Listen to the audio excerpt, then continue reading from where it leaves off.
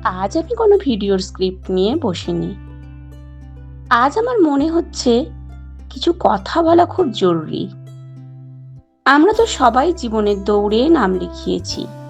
Career, সংসার, social media, এই সবের চাপে আমরা প্রতিদিন দৌড়াচ্ছি।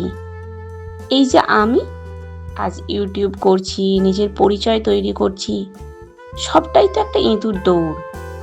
কিন্তু কখনো কি শান্ত হয়ে ভেবে দেখেছো আমাদের এই দৌড়াদৌড়ির পিছনে যে মানুষটার অবদান সবচেয়ে বেশি, তিনি এখন কোথায়? তিনি ভালো আছেন তো? আমি আজ কথা বলবো মা নামক মানুষটিকে নিয়ে। পৃথিবীর সবচেয়ে ছোট্ট শব্দ, অথচ এর ভেতরে লুকিয়ে আছে পাহাড় সমান মমতা। আমরা তো আমাদের মায়েদের শুধু আমাদের অস্তিত্বের উৎস বলে মনে করি, কিন্তু সেই মানুষটার নিজস্ব কোনো স্বপ্ন ছিল না? নিশ্চয়ই ছিল, কিন্তু আমাদের বড় করতে গিয়ে তিনি সব ভুলে গেলেন। আজকের এই সময়টুকুতে আমি শুধু আমার মায়ের কথা বলবো, আর সেই সাথে তোমাদের মনে করিয়ে দেব তোমাদের মায়ের কথা। আচ্ছা, তোমাদের কি শৈশবের কথা মনে আছে? আমার কিন্তু খুব স্পষ্ট মনে পড়ে। আমাদের বাড়ির সেই চেনা উঠান, সেই পুরনো জানালা, যেখানে মা বসে থাকতো, কাজ করতো, আর আমি যখনই কোনো বিপদে পড়তাম বা কোনো দুঃস্বপ্ন দেখে কেঁদে উঠতাম, আমার প্রথম আর শেষ ডাকটাই ছিল, মা। তুমি যে গতিতে আমার কাছে ছুটে আসতে, তা পৃথিবীর কোনো সুপারম্যানের পক্ষেও সম্ভব নয়। মনে পড়ে সেই বৃষ্টির দিনগুলোর কথা, বাইরে যখন মেঘ ডাকতো আর আমি ভয়ে কুঁকড়ে যেতাম। তুমি তোমার নিজের শাড়ির আঁচল দিয়ে আমাকে এমনভাবে আগলে রাখতে যেন কোনো ঢাল। তুমি তোমার নিজের গায়ে বৃষ্টির এক ফোঁটা জল লাগতে দিতে না, যাতে আমার গায়েও জল না আসে।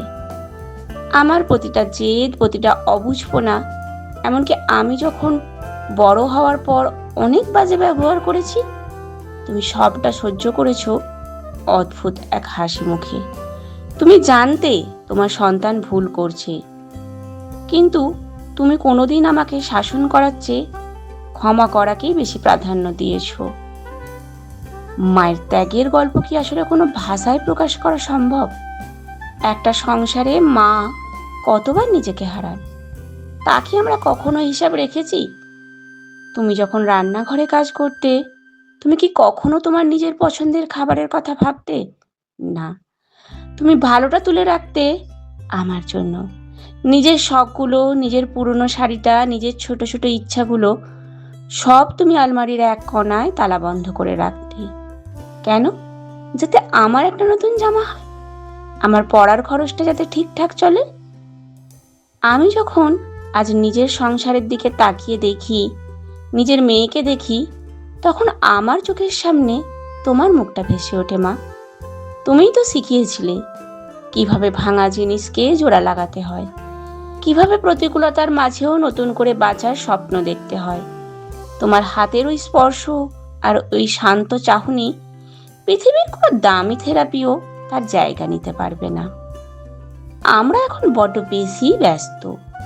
আমাদের দিন কাটে সোশ্যাল মিডিয়া, কেরিয়ার আর নানান প্রজেক্ট নিয়ে।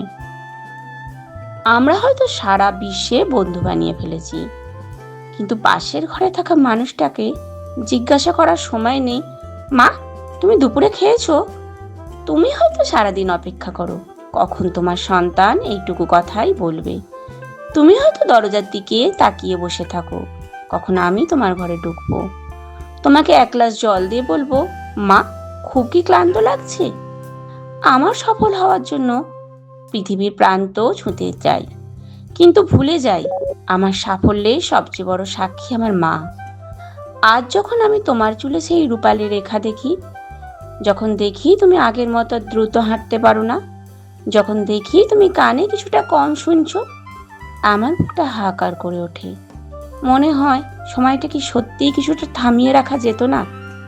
মা, তুমি ছাড়াই পৃথিবীটা যে কতটা শূন্য, কতটা নিস্তব্ধ, তা হয়তো আমি তখনই বুঝবো যখন তুমি থাকবে না। তাই আজ যারা এই ভিডিওটা দেখছো, তোমাদের সবার কাছে আমার খুব নিচু স্বরে একটা অনুরোধ, যদি তোমার মা তোমার পাশে থাকে তবে এখনই ভিডিওটা পজ করো, তোমার সব কাজ ফেলে মায়ের কাছে যাও, তার কোলের কাছে বসো, তার হাতটা ধরো, তার কাঁধে মাথা রেখে বলো, মা অনেক কাজ করি কিন্তু তোমাকে ভালোবাসি কথাটা বলাই হয় না, তুমি আমার পৃথিবীর সেরা মানুষ। মা হয়তো তোমাকে বলবে, এত নাটক করিস না তো, বড় হয়েছিস এখন, কিন্তু তার ওই চোখের কোণে যে জলটুকু চিকচিক করবে সেটা পৃথিবীর সব সম্পদ দিয়েও কেনা সম্ভব নয়। মায়ের সাথে সম্পর্কটা কোনো দামি উপহারের ওপর নির্ভর করে না, এটা নির্ভর করে তোমার সাহচর্যের ওপর। মা, তুমি ভালো থেকো। আর তোমরা যারা দেখছো, তোমাদের মায়েদের একটু সময় দাও। মা ফুরিয়ে গেলে পৃথিবীটা খুব একা হয়ে যায়। আর হ্যাঁ, যারা এই ভিডিওটা দেখছো, কমেন্টে অবশ্যই মায়ের নামটা একবার লিখে দিও, অন্তত তার প্রতি ভালোবাসাটা আজ সব জায়গায় ছড়িয়ে পড়ুক। তোমরা তোমাদের মাকে নিয়ে সবাই খুব ভালো থেকো। আর বড়রা আমায় আশীর্বাদ করো, ছোটরা আমায় ভালোবাসা দিও, আমিও যেন আমার মায়ের সাথেই আমার সারাটা জীবন কাটিয়ে দিতে পারি। আমি যেন প্রতিদিন আমার মাকে বলতে পারি, মা তোমাকে আমি খুব ভালোবাসি, তুমি ছাড়া আমার পৃথিবীটা অন্ধকার। খুব ভালোবাসি মা তোমাকে, খুব।